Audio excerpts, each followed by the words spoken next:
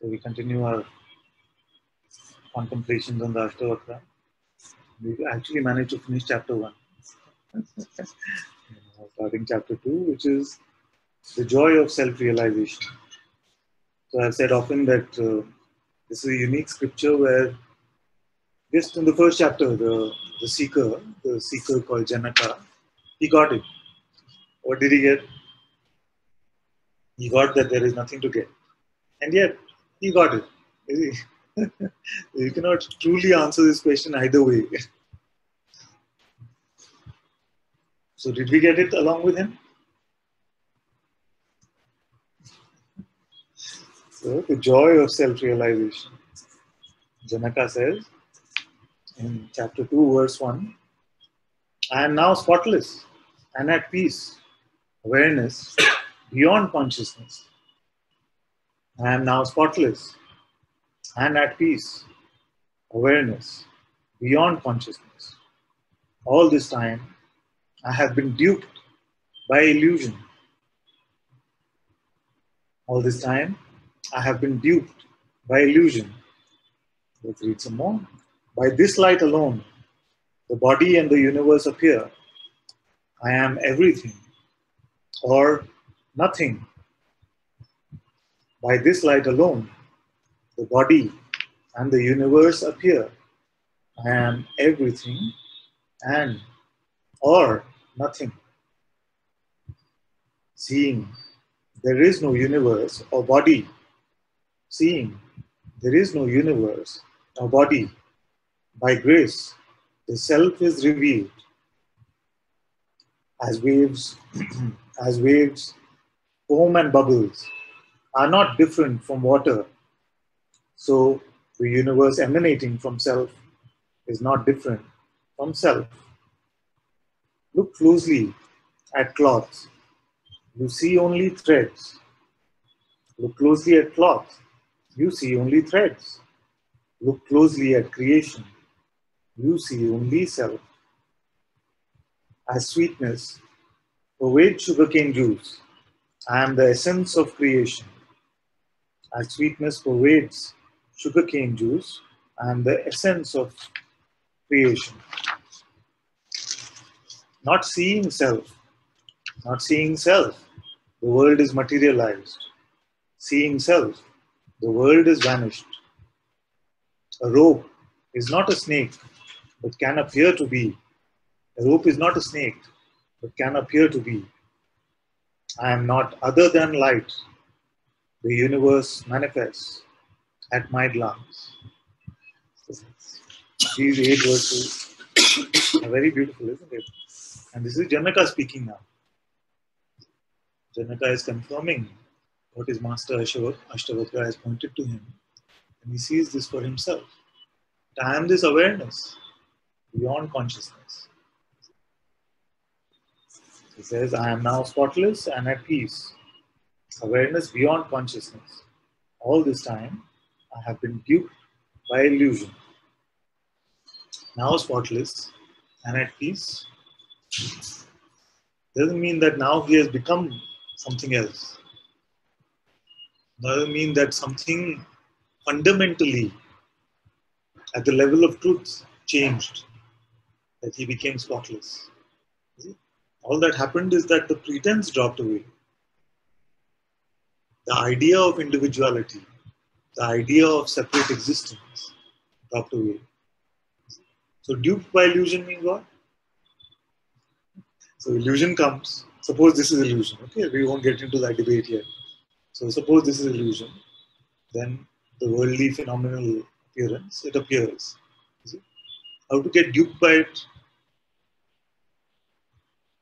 If it was the other way around, where as consciousness, you went to a master and say, it's too boring to just be all there is. There is no, I'm finding no juice in this movie. Because until I consider myself to be Sumeher or Shweta or Saroj, I don't find anything interesting to play here. So what will the master say? This is the ulta, reverse master. He's saying, but I've given you. I've given you this voice which convinces you of your individuality. You see? All you have to do is believe what this voice is saying. This is how to get duped by illusion. You want to get duped by illusion? All you have to do is buy what the story that this voice is telling. It is not the appearance per se, without the collaboration of the mind, which can make consciousness itself play as if it is duped. You see this by now? No? Yes.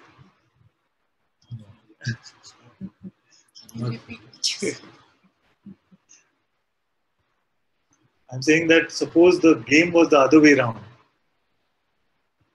We did not collect here to find freedom.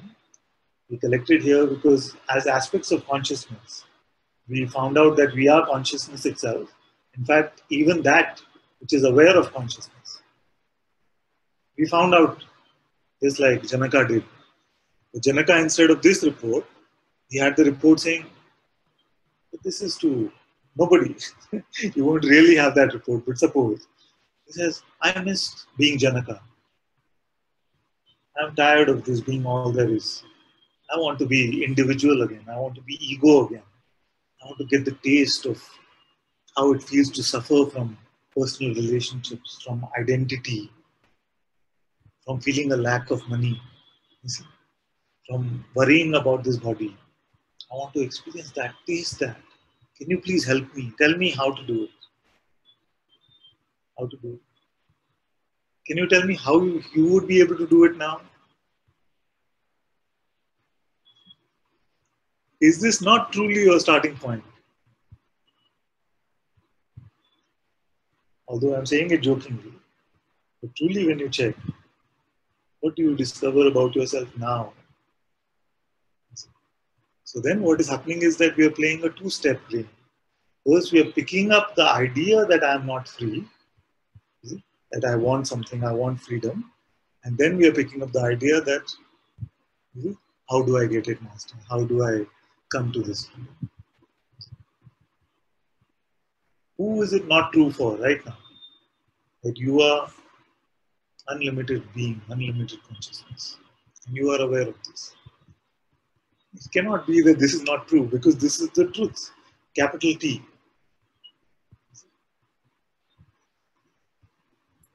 So you must buy a but, but, yes, but, play like this.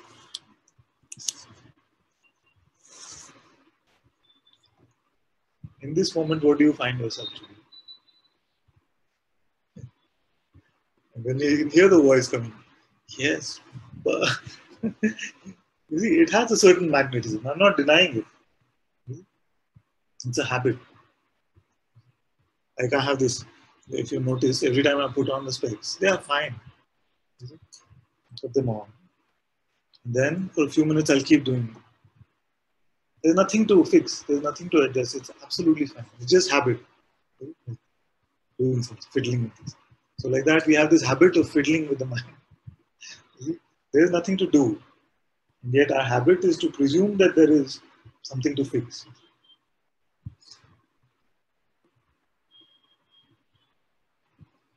What is our starting point? Truly, I'm asking, what is our starting point in this moment? And don't rely on a judgment or an inference or a report from the past or an idea or a projection of the future. What is your bondage?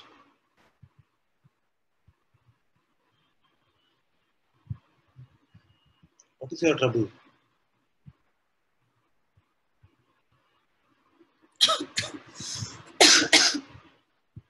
Who is it that you are right now?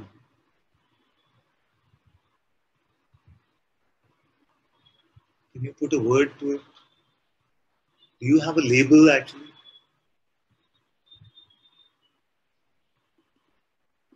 So duped by illusion is just this. The appearance, there is a body which is appearing, you see? And then there comes a label, there comes a name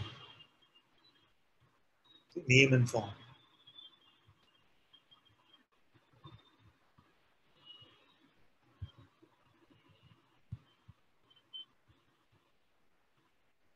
Does this mean that we are in denial of the worldly appearance? It is appearing. But does the appearance of it make me an object within it?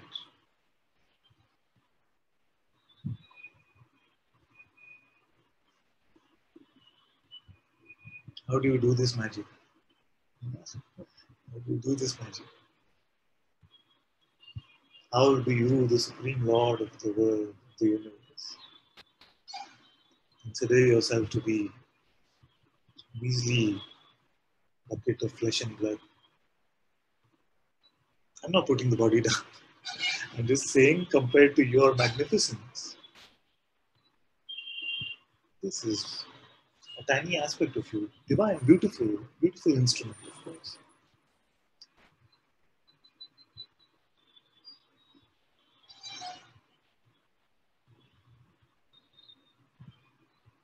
Are you going to be convinced when you see yourself as the Virat Roop? Virat Roop is what? Is what Krishna showed Arjun. Finally, after sharing the truth, Arjun says, in some way, in one interpretation, Arjun says, Lord, I'm still not convinced. Can you truly show me what you look like? And as Guruji says, Krishna must have been a bit disappointed when he heard that question, because the formless reality was being pointed to very clearly before that.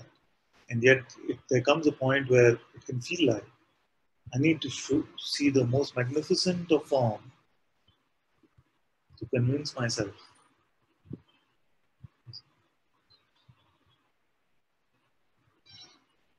So this, are you waiting for some demonstration, some experience to convince yourself of that which is so obvious by now?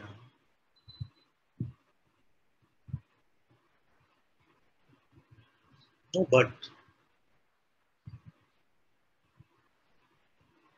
I enjoyed very much one video of Papaji. I'm sure many of you have seen it also, where one comes to him in Satsang and says, Papaji, can you show me God? I don't see God. That's how simple it is. Papaji said, don't is doubt.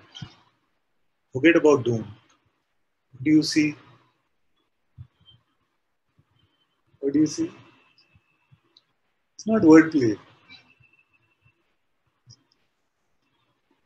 What do you see? I'm waiting for the answer.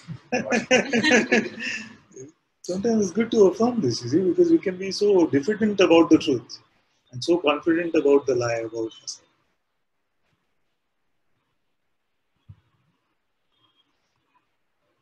We can only see God.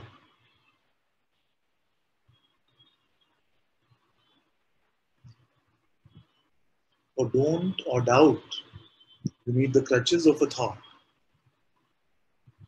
to experience reality, to experience the magnificence of your being. You don't need anything at all.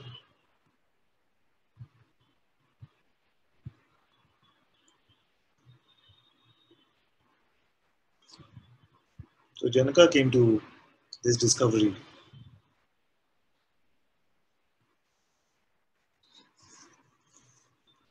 He says, by this light alone, the body and the universe appear.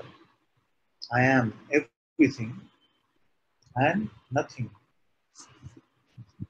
What is the meaning of this? I am everything and nothing. How can you be everything and nothing? Opposites. Actually, you are nothing. You are that which is prior to all forms. And yet you are all there is. Therefore, all forms also must be you alone. You see? So that everything comes from there.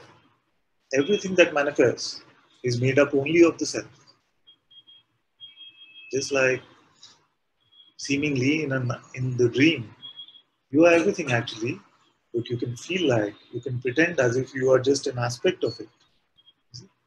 But even if there are mountains or rivers or great forests in the dream, it is all you. All of this, unless you let the mind convince you that there is a boundary, there is a me, and there is other, then you will see this world of duality actually is only one.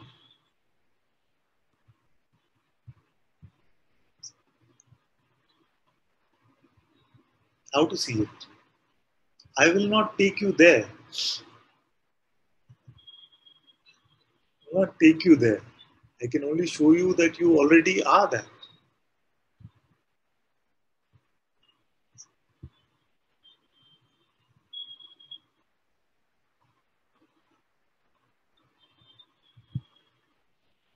I was saying to somebody the other day that get off the mind train and get on my train.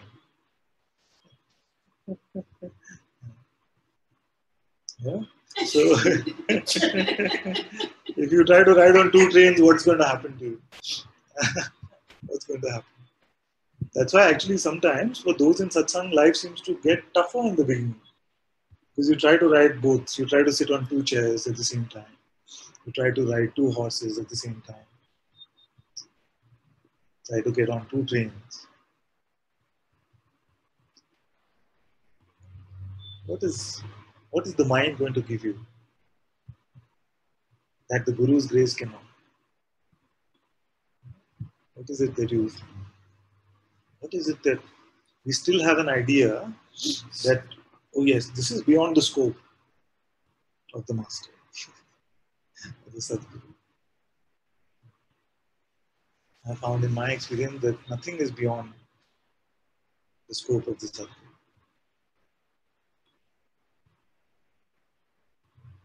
That which is the purest expression of consciousness itself. And that consciousness is the light of this world. The light of existence, the light I am. Does anything else exist? So that which is the purest expression of this is that itself, is consciousness itself. What is the greatest offer that you can get from the mind? Follow me and you will get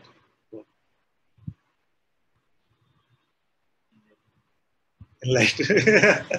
Exactly. For us, those who are attached to the seeker identity, the mind knows that, yes, I will promise enlightenment. Is it? What else? Anything else? Mostly in the Sangha, in the Sangha and Satsang, this will be the offer. I will give you enlightenment, is the mind's offer. And it will say, you get on these 10 steps, 15 steps. You're doing very well. Sometimes you're doing very well. Sometimes you're doing terribly badly, according to the mind's report card. And yet, what is the enlightenment? That light which we are looking for, will it come eventually? Is it missing right now? Can it be? Is it valuable if it is a light also which comes and goes? If it will come tomorrow, or in some cases, if it was something that you found somewhere else and yesterday,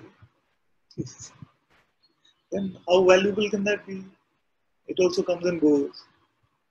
It's like watching a movie.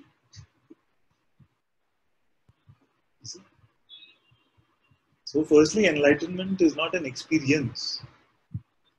You can have an awakening experience in which it can seem like I don't find the sense of an individual me.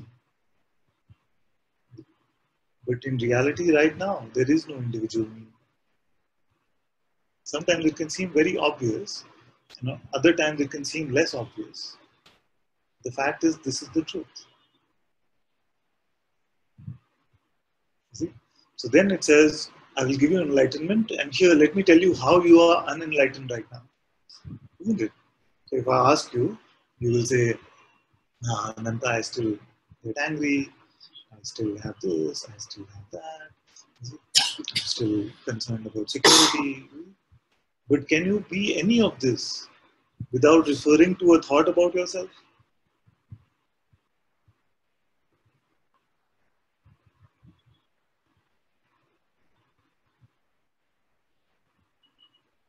To be, you need no thought. To exist, you need no thought. But to be something, to be somebody, even that somebody who wants enlightenment, you need some thought, some concept about yourself. So immediately, even in that very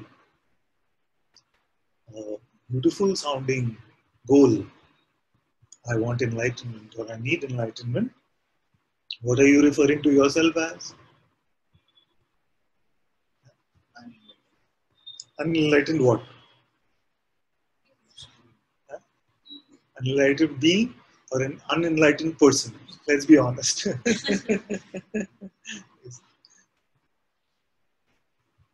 So every concept that we buy about ourselves tells us the identity of a limitation. Person means what? Doesn't necessarily mean just body.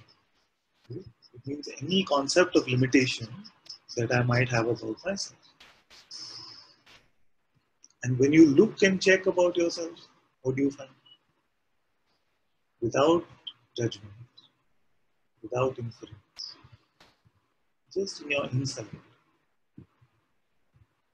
Tell me if you find this one who wants enlightenment or wants anything at all.